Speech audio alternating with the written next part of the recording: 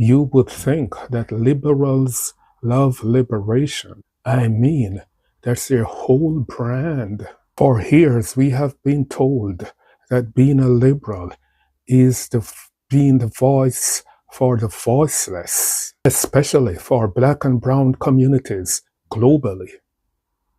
We saw it during the heights of the Black Lives Matters movement.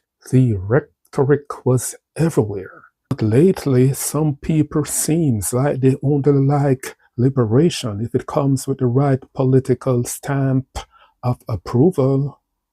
And nothing made that clearer than a recent episode of Real Time with Bill Maher. So we have Adam Schiff, affectionately called Shifty Shift, by Donald Trump, and Don Lemon sitting across from Bill Maher. Now you would think that they were going to pop in champagne because the Iranian people are liberated by Trump. The Iranian people who were long suppressed under a brutal fascist theocracy led by Ali Khamenei are finally seeing the wall come down. Why? Because the person leading this freedom or change for this shift is Donald Trump. Bill Maher was in a no-nonsense mood. Let's go to the first clip. You have to find a way to do both stand up to Trump and also deliver for people. Stand up, but I mean, don't you think after 10 years, it's just a little, I mean, it's a bit of an eye roll. When people see that, they just think, that's all you got. That's all you Democrats have is Trump. And we're looking for something different. It seems like Tallarico is making this case. And I think the fact that he won in Texas, I think so. There you have it. The Democrats are relentlessly standing up to Trump.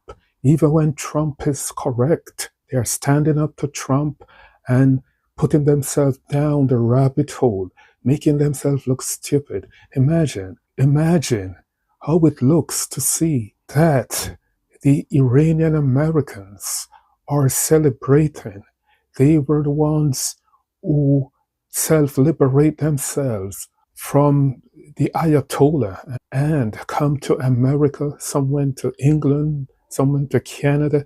They are all celebrating and they're doing the Trump's version of the YMCA. When you see someone is copying a dance from Donald Trump, you know something historic has happened. Trump is not Michael Jackson that is known for dance moves. How they feel, they leave their country, one that have great resources like oil. They got to flee. They not only flee because they didn't have a job, as most immigrants, they say, come to America because they can't find jobs. The Iranian people have Iran has great resources in oil, and they got to fled to self-liberate themselves, to come to the West like America, England, and Canada. And the Democrats or the liberals wouldn't even cheer for the Iranian back in Iran who were liberated by Trump. But if you remember, the Democrats were saying that the Trump administration should return Maduro back to Venezuela after he liberated the Venezuelan people. One liberal in AOC gets so mad that she forget her geography. She forget where the equator is. She placed Venezuela below the equator and said that Trump only invaded it because it was below the equator. And even a third grader knew that Venezuela is above the equator and is in the northern hemisphere. But AOC didn't even know that. Or she made it convenient just to stand up to Trump, even when he is liberating her own people or people who share a common ancestry to her. This is the ultimate partisan brain freeze.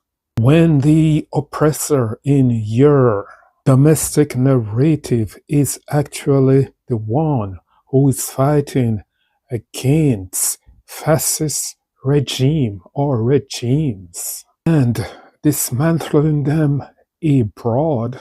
What do the liberals do? Apparently, if you are Schiff or Le Monde, you pivot to skepticism. This was a fascist theocracy, and nothing in the Middle East was ever going to get better while they were still there fucking everything up. But I don't think that, okay, but I don't think we can skip that part. That part is very...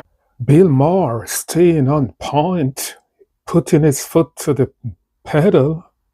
The minute that they acknowledge this as war is the minute they have to acknowledge they haven't done their constitutional duty, because if it's a war, we should have had a vote to authorize it. In the beginning...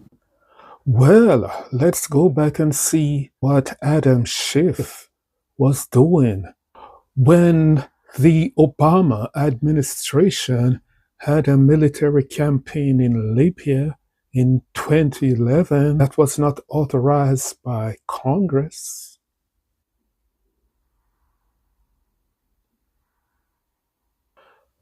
This is what Adam Schiff said in 2011 when the Obama administration had their military operation in Libya.